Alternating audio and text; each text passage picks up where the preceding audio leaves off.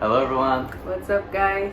So in this video we're going to be doing a Q&A to celebrate reaching 200,000 subscribers. We asked people to leave some questions on YouTube, Instagram and on our Patreon, and we got many questions, a lot of them similar, so we're going to try and cover a lot of those questions in this video. And before we start, we would like to thank you guys for being here, for supporting us, for being our subscribers. It really means a lot to us. When we started to make these videos, I don't think we thought we would get this far. So this is awesome for us, and it also means that there are many people who enjoy our work here with the videos and stuff. So yeah, it's a very special thing for us. Yeah, and it also helps us to continue to travel, people watching these videos. So the first question is, amongst tropical countries you've been to, which one do you literally describe as a paradise? So I think in the last Q&A over a year ago, we got this kind of question as well. And the answer is still the same for us. It's the Philippines, a place that we've spent a long time. So we were there during the majority of the initial lockdown, I think 6-7 months. Yeah, and we had also been there before for about 6 weeks the year before. And yeah, for us it's still the most like paradise location. I know we do a lot of beach destinations, but for us there is still the best, mainly because it's like 7,000 islands. And when we think of paradise, it's usually like the pure white beaches, the transparent water, the coconut trees. And pretty much all the islands in the Philippines are like that, and a lot of them are deserted as well. Like you can go to so many places there where you're the only people on the beach. So yeah, for us it's better. We prefer it more than like the Caribbean region and just other beach destinations that we've been to. So yeah, for us Philippines is still #1 tropical beach destination. Question number 2 is, how has your relationship changed since you've been traveling together? I guess it changed. The main thing that it changed is that we have more intimacy now because we are together all the time. So we know everything. I think almost everything about each other, and we are together almost 24 hours a day. And not almost, we are. Yeah, only now that we are here in Brazil with the family, sometimes we spend a day or two separate. But it's funny because when we are like in these days that we are not together, we kind of miss each other, and it's just like one day and we're already like missing. Like it feels weird, right, to be away. But that's normal because we're traveling together.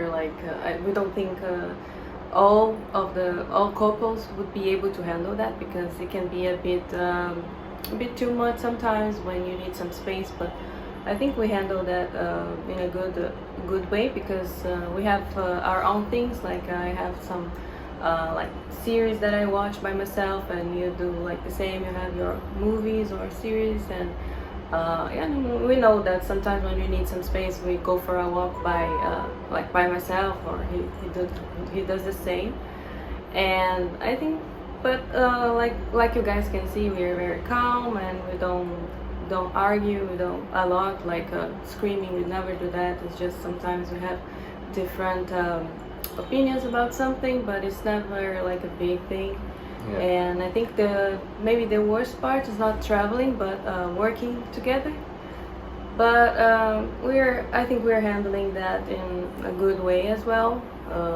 Yeah, because I think with work you can have like different opinions on what you should be doing, whereas with travel we pretty much just want to do the same thing all the time. So travel wise there's not that many disagreements. Usually there's a bit more disagreements with the work side of it, but still nothing too crazy. Alright, number 3, do you pay full price on your travels to avoid being biased? So we probably pay by ourselves out of our own money about 99% of all our travel costs, maybe even more. We have occasionally done like partnerships. Usually it's just with like hotels, and usually it's easier to get deals like that with actually fancier hotels. So I understand the bias part, because maybe you could maybe not comment that a place is bad, but I think for us, since that we usually stay in cheaper, more like average places, when we do a partnership and it's like a nicer place, we're kind of not going to complain anyway, because it's a lot nicer than where we usually stay. So for us, it's better.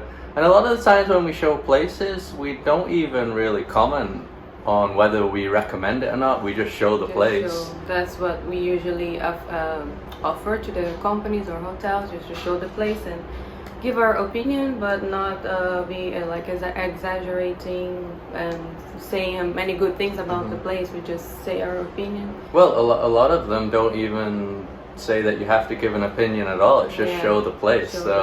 You don't really have to be saying like, oh, you've got to stay here, it's the best place. You don't really have to say anything. So a lot of the times when we do it with the hotels, you probably wouldn't even notice, because in our normal videos we already show all the hotels that we stay at anyway.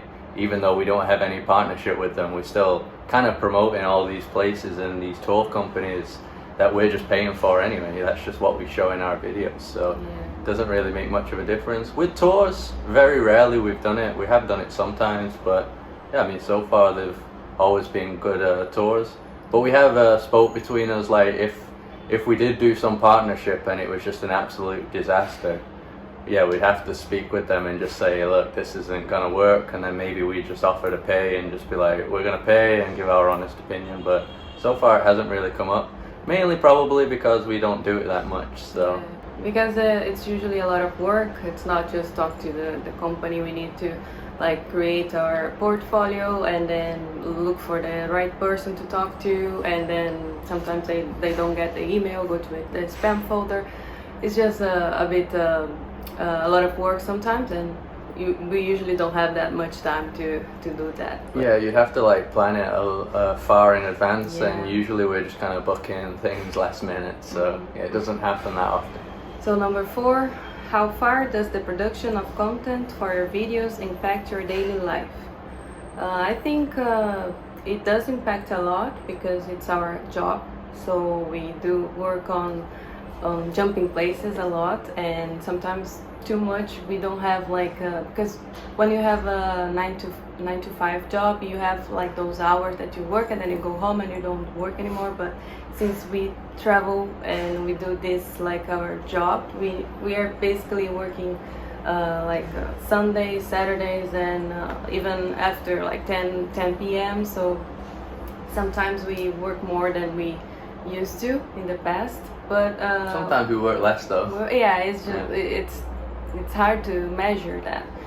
But it's not only the videos. Sometimes people think it's only the videos, but there's more than that. There's the Instagram and also our website and other things. Like sometimes if we're working with a company, we need to create a like invoice and things like that. There are more than just the videos, and the videos take a lot of time. So for the video part, I think for filming, we usually spend a day out filming. I don't know, maybe like 8 or even 10 hours depending on the day.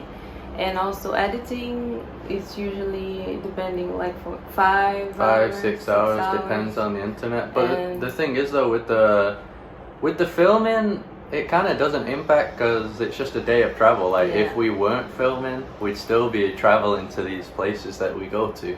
So I think the filming part might actually be the best and easiest. Yeah, the best and easiest part, because you kind of just film in the fun moment in the moment, whereas the editing side and the work we have to do on the computer, like the Instagram and the website, that's the actual more like work side of it, where we have to sit down at home or something and just spend hours at the computer. So I think the filming side, there's not that much impact. Obviously we have to remember a few things if we're gonna comment about things.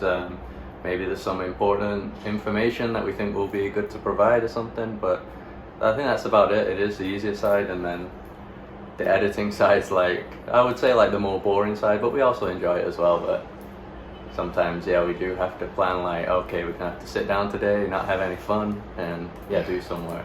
Yeah. So number 5, what were your highest and lowest moments of 2021? So the highest, I think it's what we just did, the Amazon, because that was the most probably like unique experience of the year, I think. Yeah, and it was something that we've been wanting to do for a long time, so it was a very great experience. And I think we also enjoyed Curaçao, It was like mind-blowing and relaxing, but I think the Amazon was the highest point. Yeah, I think Curacao was kind of like our favorite beach destination of the year, and yeah, the Amazon was just the best overall. And the lowest, I did mention at the start of the year, unfortunately, I lost a very close family member.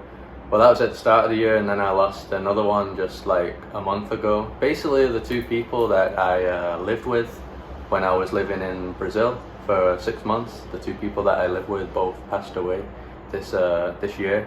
So one of them just happened recently, so I was able to go to the funeral, and the other one was because of COVID. My grandma, because of COVID at the start of the year, and obviously we weren't here, so yeah, we weren't able to go to the funeral then. But yeah, that's been like two very important people that have gone in this year, and yeah, that was by far the lowest.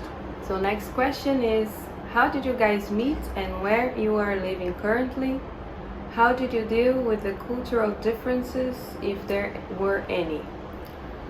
So we met at work, at my job interview. He was there, and yeah, we met at work. I think we've already mentioned this in a previous video or something. Yeah, we can link that video at the end of the video, which goes into more detail. Yes. Currently we are in Brazil, but we're not living here, like really living. We don't have a home anywhere in the world. We have family in Brazil and family in Portugal and a bit in England, but most closest to us are Portugal and Brazil, but we don't have any house or anything, so yeah, that's it. We're not living anywhere. And regarding the cultural differences, we don't think we face many issues with that, because Chris is half Brazilian, so his mom is Brazilian, and he lived in Brazil for 6 years, so it's like we're kind of similar. And I think Brazilians are more outgoing than like most of the people that I know from England. No, they definitely are more outgoing. And yeah, we like to party more, and we are more we show more like our emotions. And I think sometimes that can be an issue, because sometimes I get angry with something like sometimes someone trying to scam us, and I usually get angrier than you, and he's like, no, just chill out, blah blah blah, and I'm like, no, you can't let that happen to us, blah blah blah, things like that. Sometimes I get a bit more angry with that, but it's not a big thing. And also I'm Brazilian, but I'm also like more calm, I don't know. So yeah, you're like quiet and shy, yeah, for a Brazilian. Yeah, so I think we don't have many issues with those differences.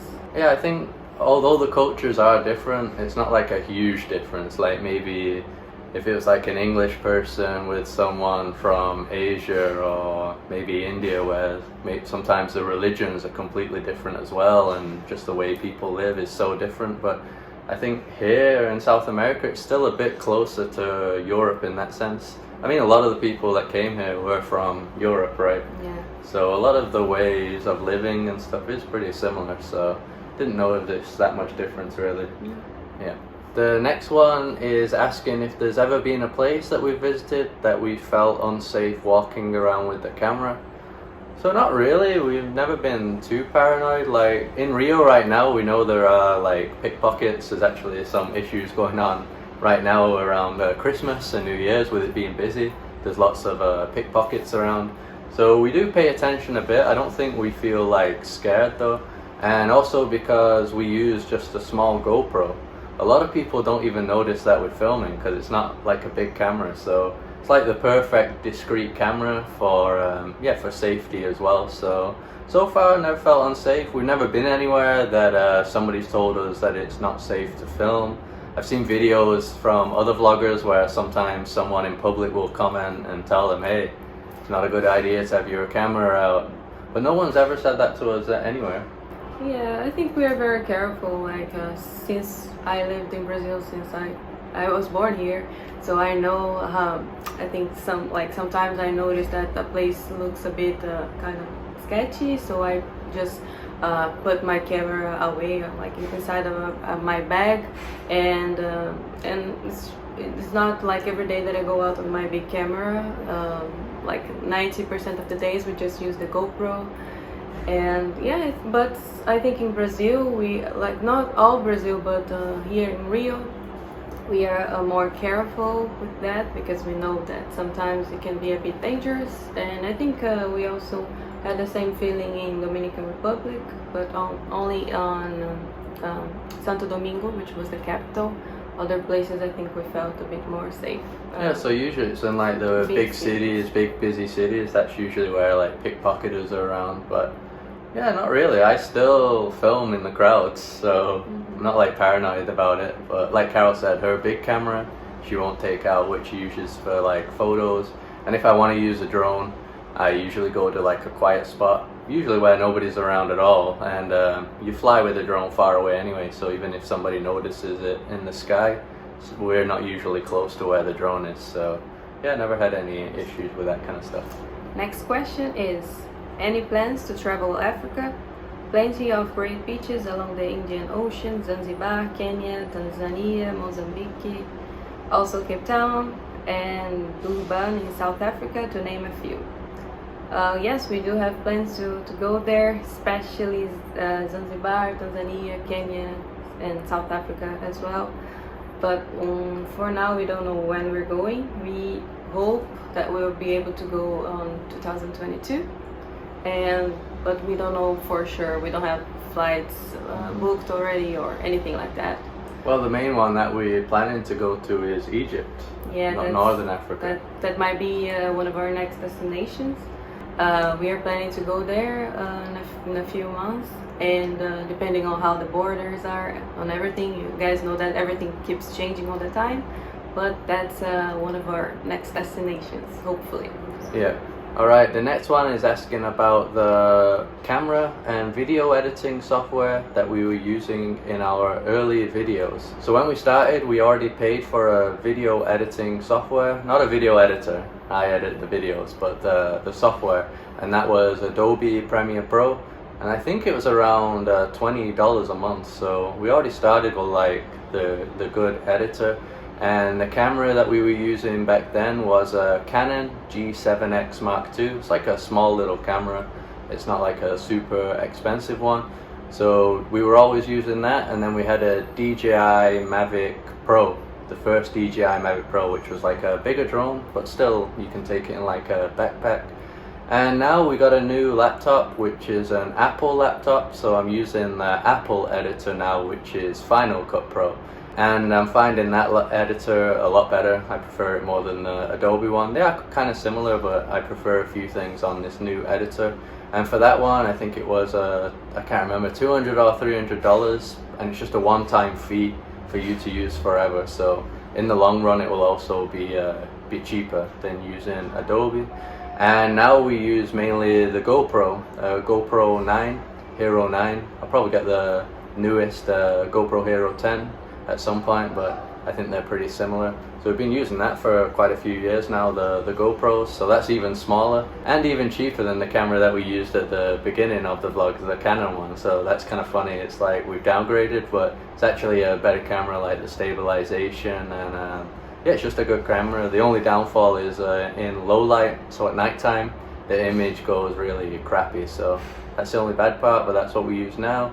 And then we've also been using phones a lot. We got these new iPhones. Which model is this? iPhone 12 Pro. Yeah, iPhone 12 Pro, and the video quality is pretty good. So for mainly B-roll, we might use it if we want to zoom in on something. Now we're filming with the iPhone 12 Pro, yeah, because we are at the family's house, so we didn't have our other cameras, so we're filming with the iPhone.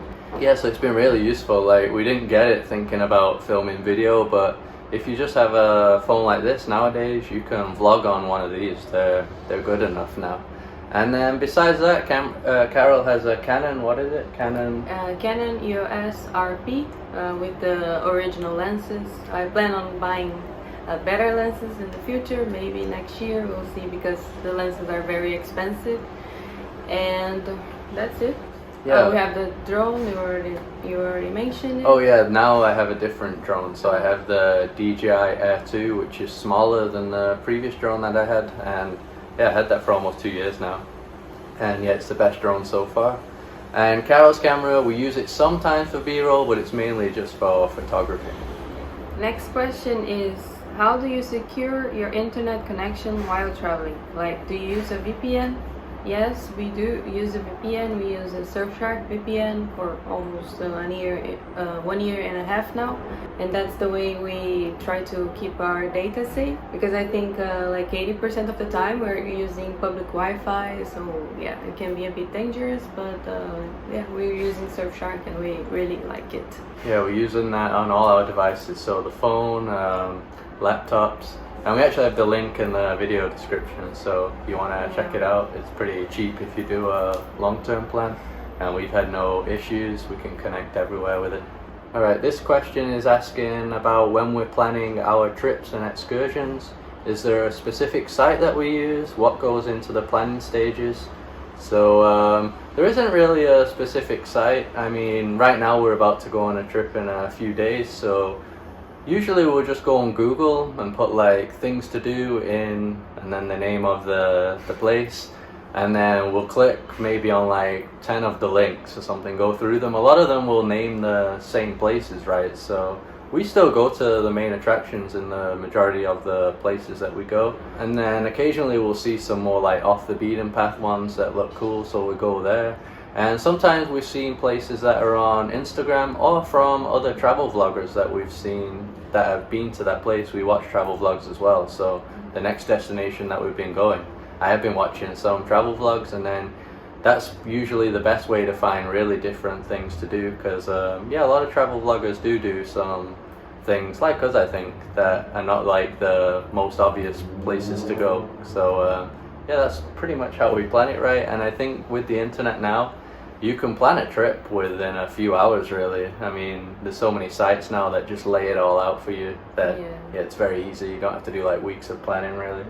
And sometimes we do find things on Google Maps. Sometimes we're searching like a city or something, and we see a few points and we click, and then we find, oh, this is a nice spot. And I think we already found good places, and just by searching on Google Maps. Yeah, Google Maps is pretty good as well, because when you have the spots, usually there's like a symbol right on Google Maps, and you can click on it, and then below that you'll see reviews or maybe some photos, and then yeah, if the reviews are good, then you can decide to go there. So we've done that a lot. And there's a lot of times where we decide to do things only once we've arrived. Maybe we see something advertised there, like a tour or something that we didn't know about, and we decide to do it. Or maybe just while we're traveling around in a place, we just see some area that seems interesting that we didn't know about either. So yeah, I'd say like maybe 60-70% is stuff that we might have been interested in beforehand, before we even arrived. And then the other like 40% is just stuff that we work out once we're there. Next question is, Carol, what products do you use in your hair? And do you guys plan on buying any property in the future? And if so, where? So regarding the products that I use in my hair, I think we get the question quite often. And I never talk about that because since we're always traveling, I'm always using different products. But I think the most important thing for my hair to look nice is the way I style it. So I usually style it very wet, when it's like very, very wet. And then I use like a leave-in product, and also the defining gel. So that's the way that I found to make my hair look nice. But there are some countries that we go and I cannot find anything for my hair like it. I had issues on the Philippines and other countries in Asia because everybody has straight hair. Yeah, pretty much. So over there. It was a bit hard for me, but yeah, that's it. And regarding the second question, we plan on buying a property in Portugal, but we don't have the money right now, so we're trying to save for that because we think that will be the best country for us so far, because Chris' parents, they live there, And we really like the Algarve, the south of Portugal. It's a beautiful place. We are sure that we want to live in a place where we can go to the beach and it's not too far from our house, because we like beaches and we like warmer places. And yeah, Portugal seems to be a good place to raise kids as well. Yeah, it's very laid back as well. Not really any crime or anything, just everything's super relaxed there, so it's nice. Also a good central location to travel to other parts. Like if we chose Brazil, we're still absolutely miles away from Asia. So yeah, it is like a good central spot. So we might change our minds, I don't know, but that is like the favorite spot so far. This one is asking about our daily travel budget, if we have one, and how much it is, and how did we arrive at that figure. Also, are we always able to be within that budget, or do we blow it often? If we do go above it, what do we normally exceed our budget on? So when we started traveling, we did save up $60,000. So we didn't actually save that up for the traveling. We already had savings just from working for so long anyway. And then we were trying to reach that number. We saw, I think, a blog post from a traveler called Expert Vagabond, a blogger, like a written blog, and he mentioned that he saved up that much. Well, he saved up 30,000, but that was for himself for 2 years. So yeah, 60,000 was 30,000 each. So yeah, that's the amount that we had, and that would give us $2,400, I think, per month to spend, which would overall be around $80 a day.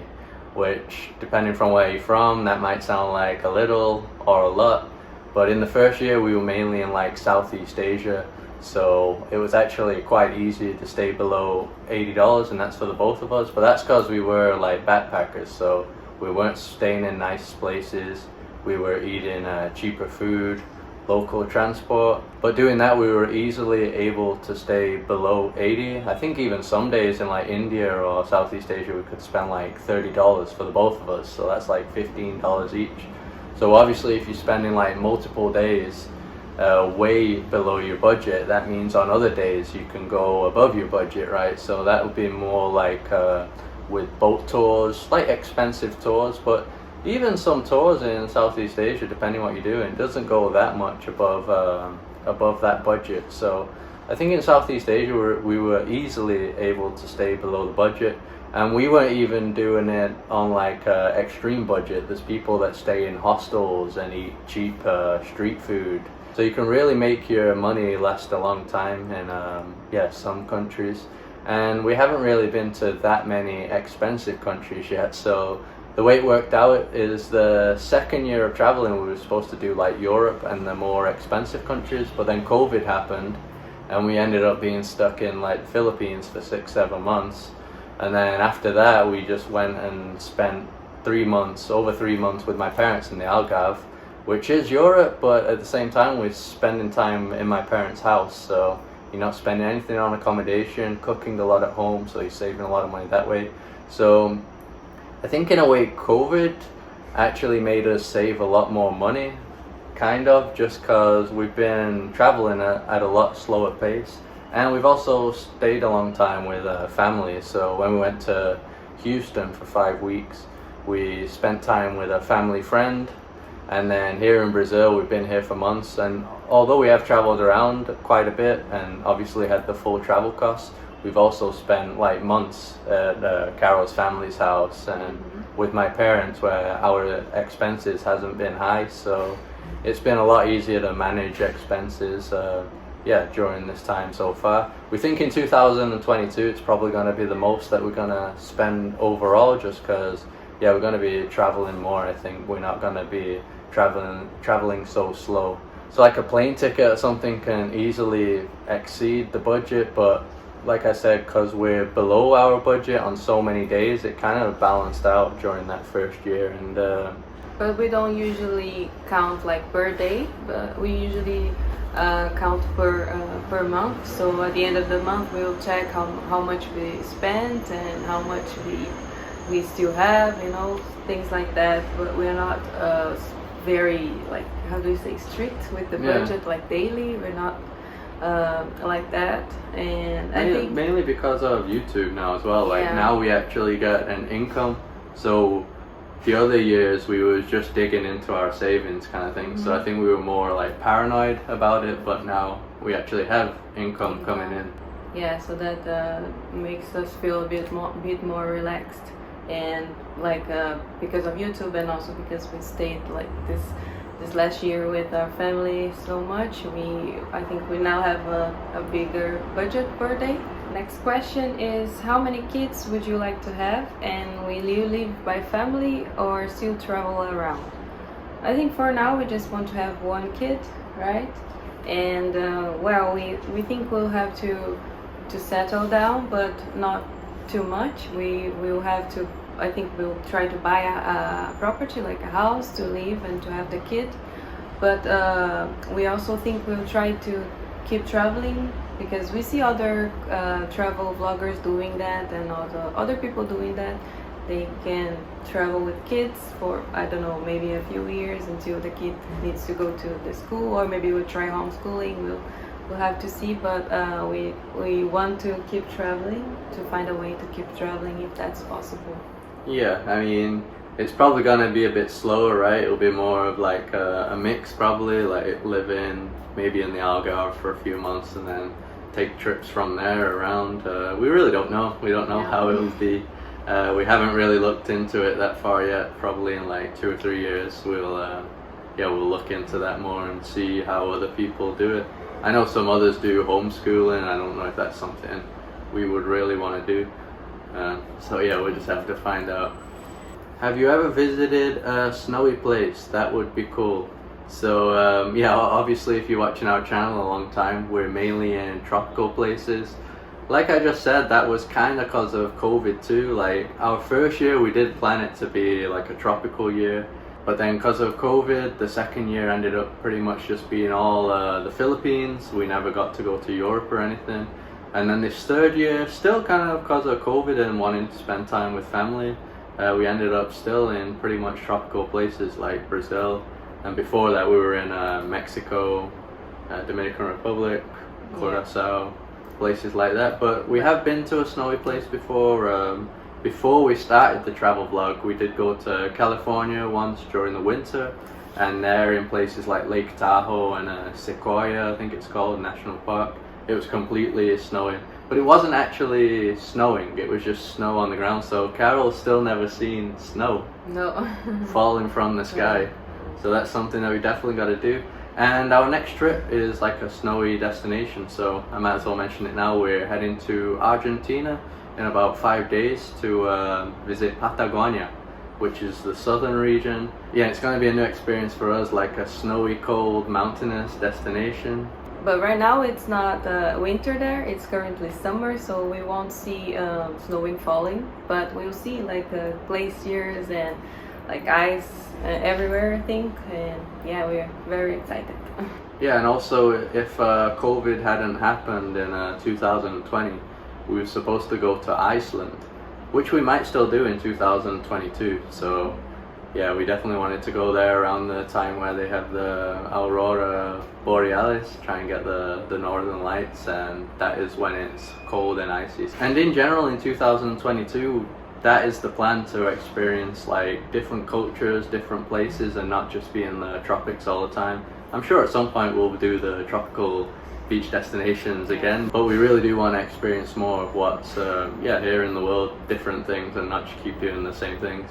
It was mainly because of COVID that it ended up being this way, but we've still been having an amazing time either way.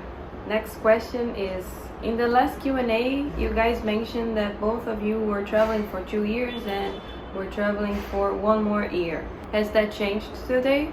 And do you see your YouTube and travel videos as a stable job now and in the future? Now our plan is to travel more, like, because I think our second year of traveling full time, we kind of didn't see much because of COVID. We were like in the Philippines for 7 months, so I think we still want to do at least 2 more years, right? And that's our plan now. And also because YouTube is helping us like with the money, and but I don't think we see it like a stable in the sense that it will always be there, because we know that YouTube, like a few months goes higher, and other months the salary is a bit less, so it's not something that we can be 100% sure that we'll have the salary like in a year or in 2 years. So it's not stable in that sense. But I think for now, like for today and the next month, we know that we'll get a good salary. I mean, the next enough, year. yeah, enough for our travels, but we're not sure for the future. Yeah, like right now we do get a decent amount of money. We're able to even make profit and stuff, and it is growing and growing. So in theory, if it keeps going this way, it should get better and improve. So it doesn't seem to be risky anymore, and it even seems a better idea than getting a normal job. And yeah, like Carol said, because of COVID, we didn't actually see that many countries for a 3-year trip. I mean, it's almost 3 years now that we're going to go towards, and we haven't actually seen that many different countries, like especially the last 2 years.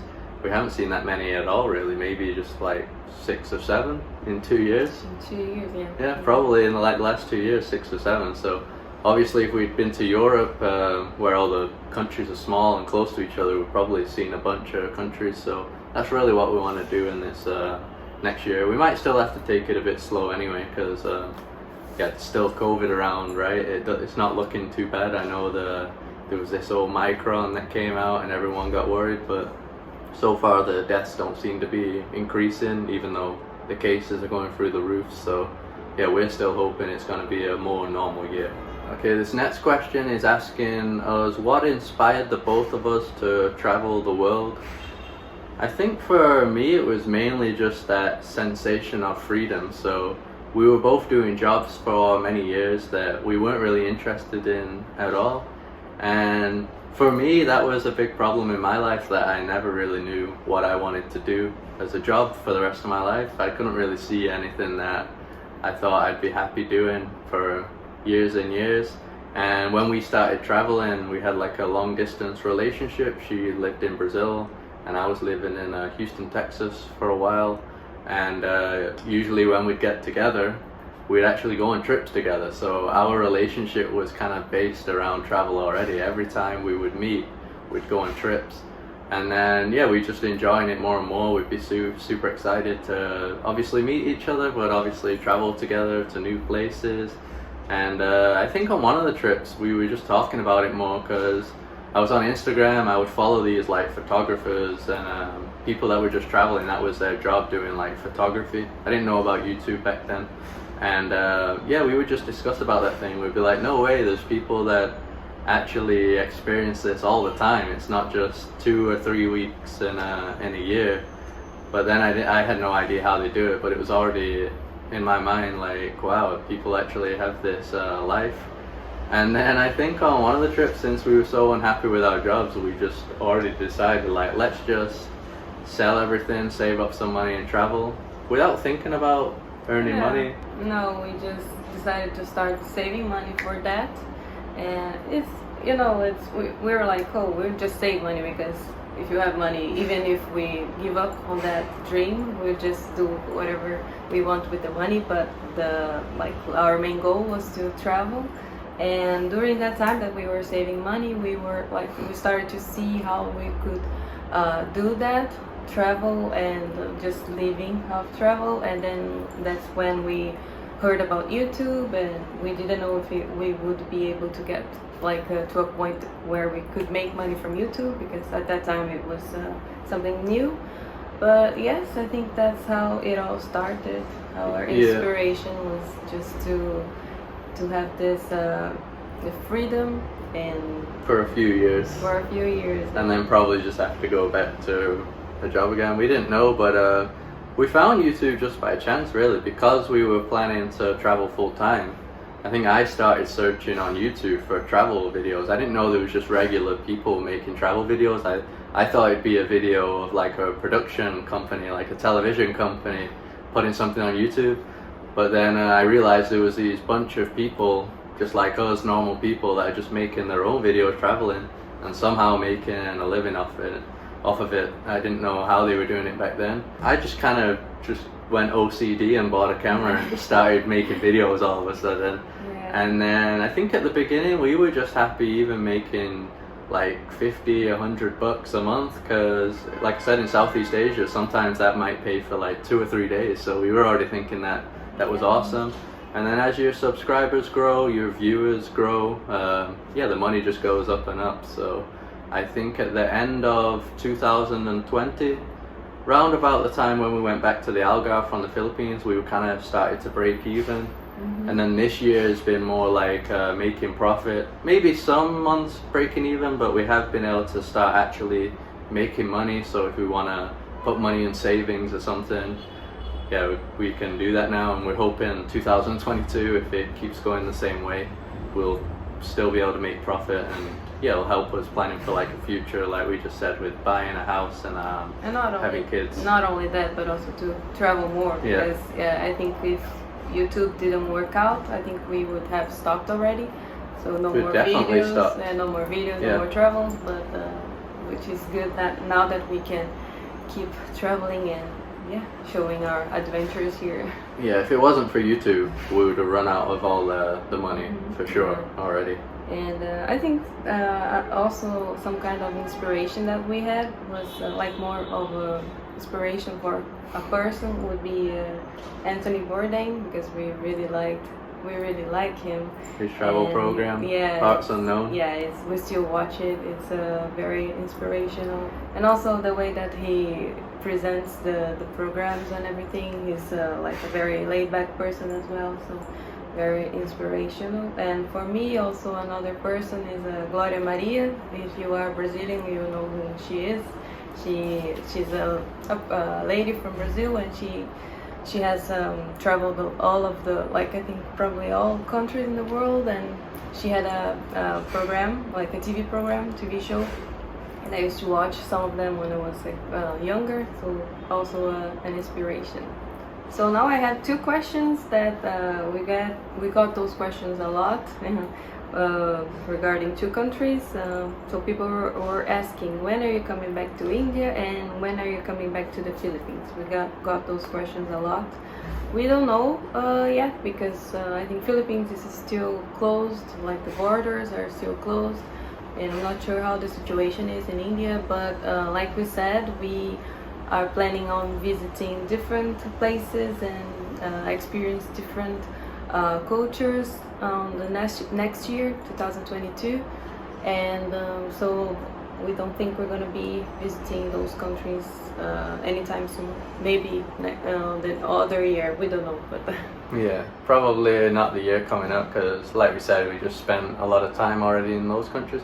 Maybe northern India, because India we spent 2 months there, but northern India we would like to go in that region where it's more like mountainous, do trekking and stuff, so that could happen next year. I don't think Philippines will happen, but you never know. I mean, all these last 2 years we didn't plan really any of these places that we've been to.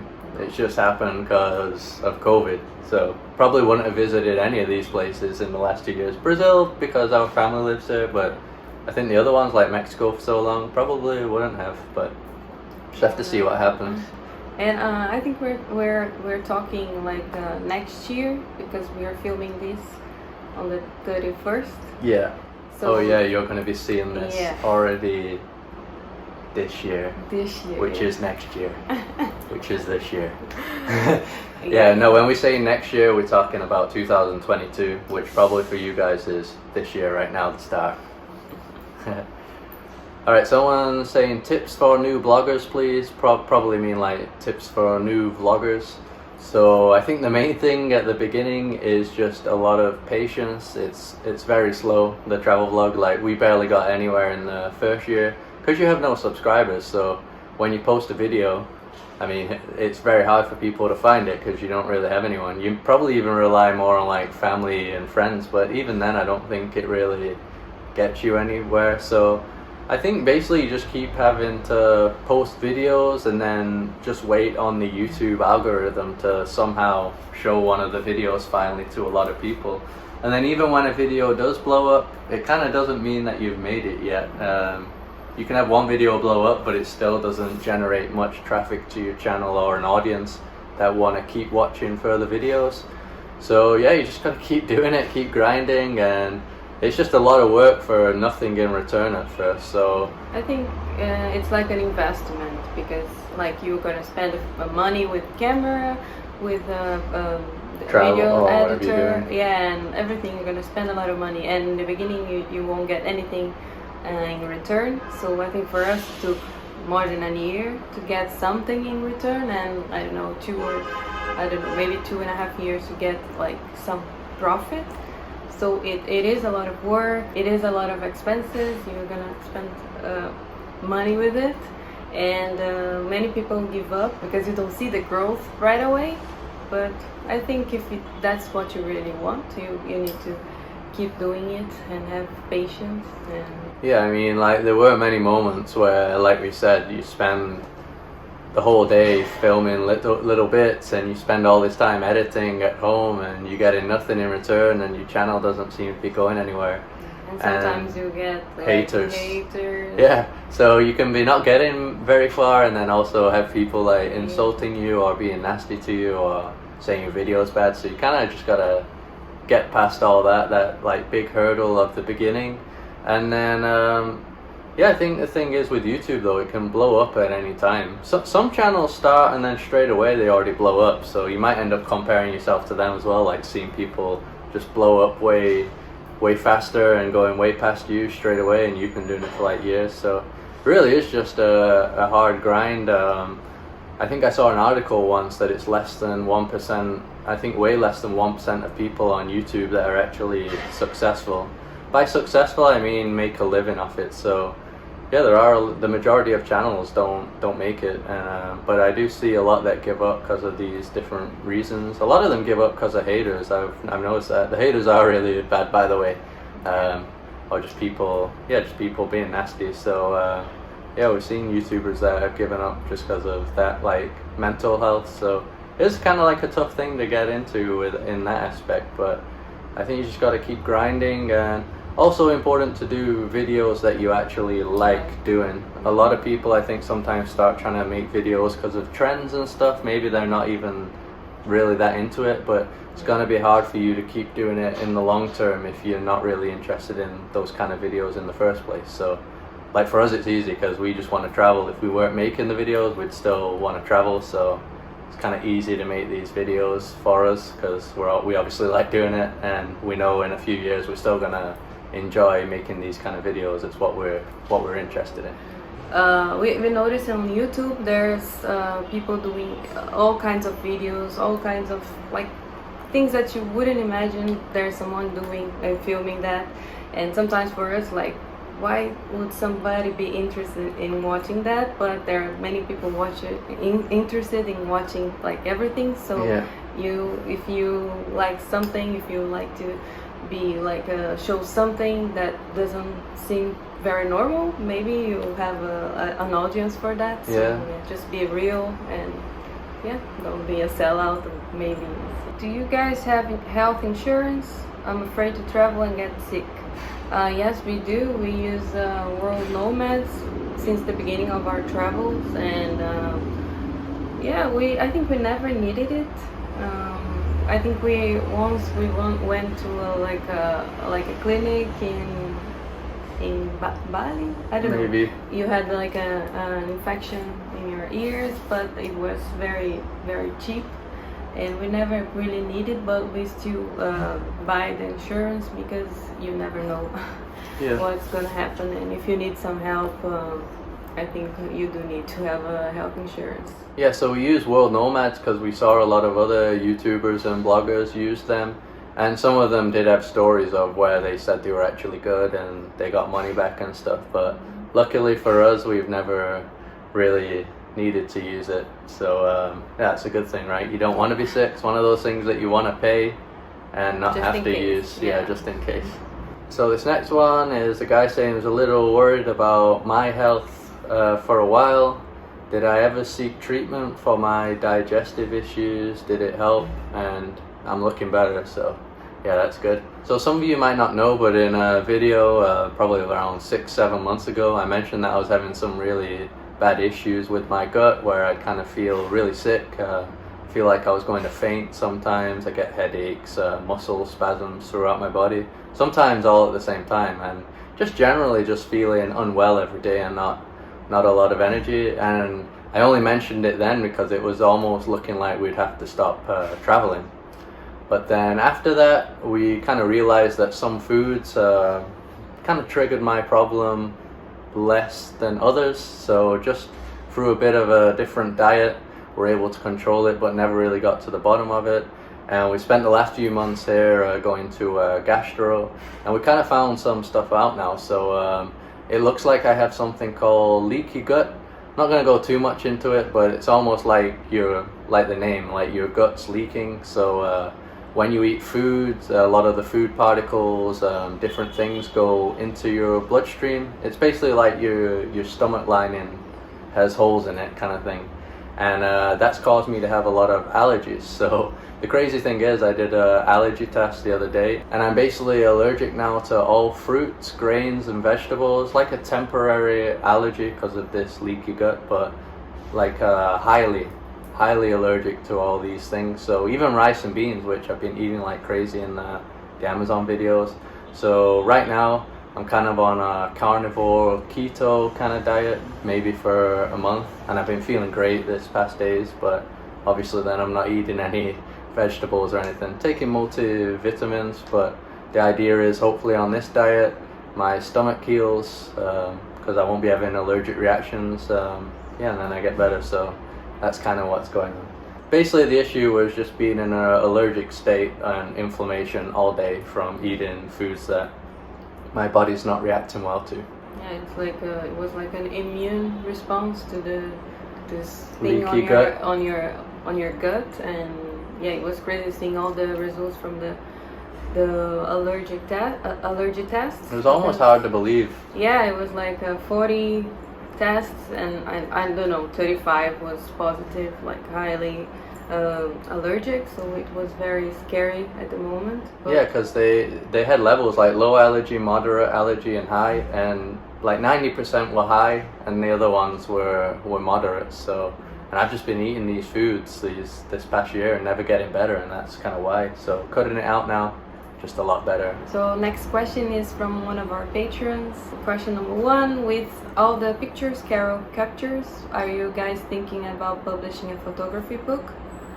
And question number 2: what's your top memorable moments to date? So regarding the pictures that I take, we don't think about publishing a book or anything. Now like a few days ago, I just created an account on Adobe Stock. I think that's the place that you can sell your pictures. So I have just, I don't know, 10 or 12 pictures there, and I plan on starting to put more and more to sell.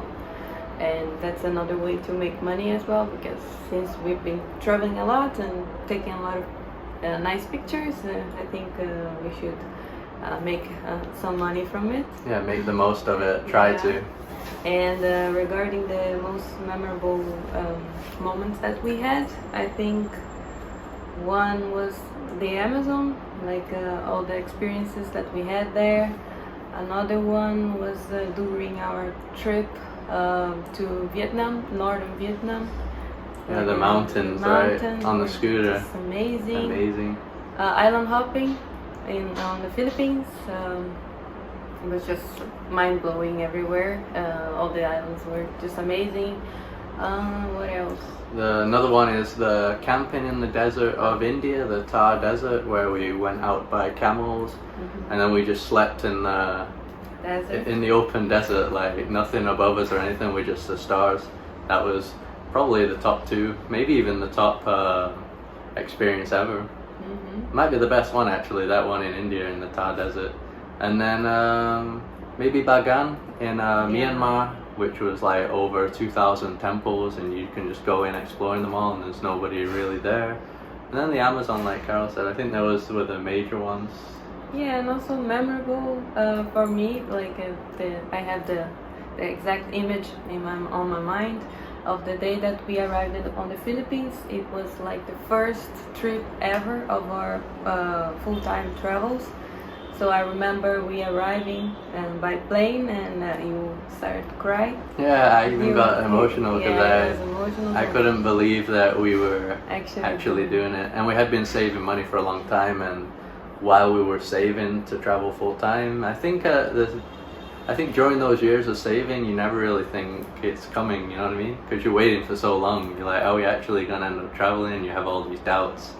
And I think when we were on the plane, I think it was the moment we flew over and we could finally see that like Philippines, blue water below us on the plane, and then it really like hit me. And yeah, I got a bit emotional. Alright, the video is ending soon, okay? I know it's been a lot of questions, but for a special occasion. This one, who handles the different things like editing, filming, and social media? So editing, filming is mainly me. Carol still films some stuff, and obviously she appears in the videos speaking a lot more now as well, now that she's more comfortable. So yeah, but the editing is mainly me, and then all the other stuff is pretty much Carol. So we're like website, photos, Instagram, even emails, and even a lot of the planning of the trips, like Airbnb, stuff like that. It's pretty much all you. Yeah, I need to book all the hotels because otherwise Chris is gonna put us to sleep in a bad place. With rats. Yeah. I'm just kidding. Yeah, Carol's more like an expert in choosing places. I don't look into it that much. I just see something and I'm like, okay, we're going there, and then it ends up being really bad. So Carol takes that on. So yeah, it's more like I do the video stuff, and everything else she almost does. I obviously helps with some planning of the trip, like different things to do in the countries. I look that up as well, just out of interest. So yeah, that's how we balance it out. And this person also asked, how do you not get tired traveling and editing from one place to another week after week? So we got asked this quite a lot. How do we not get tired of just traveling all the time? I think sometimes YouTube makes it look like we're traveling at a lot faster pace than what we are actually doing. Like especially during COVID, we've actually spent many times where we're like weeks in Rio just in the same house. We're not really jumping around that much. Like I said, just YouTube, because we post 2 videos a week, might just look like we're jumping around like super quick. I think the first year of travel we did jump around like that because it was new to us and we just wanted to see so much stuff, but we realized within like a month or 2 you become completely burnt out. Like you end up not actually even wanting to go out because you're just tired mentally and physically. So when you're traveling full time, that's definitely something that you've got to kind of balance. And even now sometimes we might not be able to balance it properly because you never know how the activity of the day is going to be. Maybe we do a hike one day and we ended up being way more wiped out than what we had planned, and then you're burnt out already just from one day. And I think also if you are just traveling, you are going to get to your hotel after in the end of the day, and you're going to just go to bed and sleep. But we still need to do other things, like to put everything, like to charge all of our devices, and also to transfer all the files to the computer, and that usually takes an hour or more, depending on how the day went. So yeah, it's really tiring sometimes, and that's why we try to do like a week of doing things, and then I don't know, a week or 2 off, depending. It really depends, but we try to not keep doing things all the time because we know that will be like a problem. We can get like burnout, and the workload will keep stacking up because usually the days that we're filming, because we're kind of filming the whole day, we don't edit on that same day, because even though we go out and we might end the video around, let's say 6 p.m, we come back home, but then we already got to think about making dinner or going out for dinner again, which we don't film, but then it doesn't leave much time to edit. So usually like work on the actual laptop, like a day of editing will be a separate day that you don't really see in the videos because it's not on the filming days. So we do that a lot. Like we might go to a place and book it for 4 to 5 days, and sometimes that might only be like 1 or 2 videos, and then the other days it might just be editing. We might still go out a little bit, but not for the full day. So that's how we're balancing it out at the moment. But yeah, I don't think you're just gonna start your travels and just be like every day exploring, because it's really not like that. And like I said, you probably won't enjoy it. I think other people in their comments actually said like they weren't even enjoying it anymore. So yeah, it's just you just got to find a balance, like everything in life, pretty much. So last question, finally, or sadly, from one of our patrons as well. Have you two met many people during your travels with whom you've become good friends and continue to stay in contact? I think we met some people that we became like a bit like close, but not too close, because we are always traveling from place to place, so it's hard to keep like a strong friendship. But you guys know the Delightful Travelers, so Trevor and Anna, we still talk to them a lot. Probably meet up with them at some point. Yes, it's just a bit hard now with COVID, and yeah, well, we kind of have different plans to them at the moment, but I'm sure we'll cross paths within the next year or two. And some other people as well, like, but we usually just add them on our private social medias, just to keep sometimes checking on what they're doing, maybe see if they're on the same place as we are, but it's not like none of them become our like best friends, because like we said, we are like traveling all the time, so it's hard to keep like a friendship on that way. Yeah, traveling's like that. Just you meet so many people, and just people come and go. But I'm sure since we add them on like social media, you'll be in the same spot as some of them once again in the future. So it's more like that. But like she said, no like major super close friendships. Probably the closest is Delightful Travelers, just because we were stuck in the Philippines for a few months together. They'll be the closest so far. But I think we don't usually show them on the video, because sometimes it can be kind of weird, because sometimes you just want to be like hanging out, yeah, and not thinking about making videos. Yeah, and that's usually the time that we met those people, like at dinner or something. So sometimes the videos might look like we don't interact with people, but it's also because we're a bit shy as well. I know there are some vloggers out there that just go around filming strangers and don't care if it's awkward or anything, but it can be awkward when you try to film someone that's not used to the cameras. So a lot of times we just don't bother altogether. Like recently we did, because it's more like tour guides and stuff. They're used to people filming them. Everyone's got the cameras out filming what they're saying. But yeah, usually just people that we meet. Sometimes we don't even get on the subject of what you do for a living yet, so it'd just be kind of weird all of a sudden pulling out a camera. Like you'd have to get onto that subject, explain that you're a vlogger, and then even see if they're comfortable with it. So yeah, we usually don't film a lot of the people, but we do interact with people a lot more than it looks like in the videos. And that's it for this very long Q&A. Maybe we chose more questions than we should have. I don't know how big these videos should be, but it's taken a long time. Yeah, but I think we got, I don't know, maybe 100 questions or more than that, and we choose just 20 something. Yeah, a lot of them were the same kind of questions, like how we met and stuff. So like I said, there is a better video that I'll link at the end of this video that explaining that. Also how we afford to travel, I think there's another video where we explain that better, so I'll link both of those if you want to check those out. And yeah, just once again, thanks for helping us reach this milestone and helping us to continue traveling, because like we said, it is our only income YouTube. So people don't watch the videos, we don't travel, and we don't get to make the videos. So it kind of works both ways, I guess. You guys get to enjoy the videos and we get to keep making them. So yeah, it's kind of nice how that works. And yeah, we'll probably do this again at some point. I don't know, maybe when we reach 300,000, hopefully next year. Yeah, so thanks again and Happy New Year's. Yeah, hope you had a Happy New Year. Bye guys. Bye.